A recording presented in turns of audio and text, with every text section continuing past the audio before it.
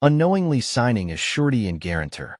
You unknowingly became surety/guarantor for the government-owned and controlled CQV Trust entity via contracts, such as applying for a social security number, registering to vote, using the domestic address, and more with the U.S. government corporation. Applying for a social security number with the U.S. government is where you admitted, under penalty of perjury, that you are a U.S. citizen, rather than a free American national, non-resident alien, or American de jure state citizen, and are the responsible party for the CQV Trust entity, and are therefore applying for a Social Security tracking number. Oops.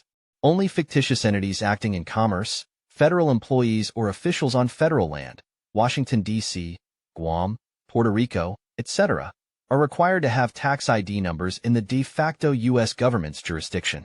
You're answering to, giving the name, birth date, address, and behaving as if you were the legal name or all capital letter named entity, which is the name of the CQV Trust, also strengthens the government's presumption that you are it and responsible for it.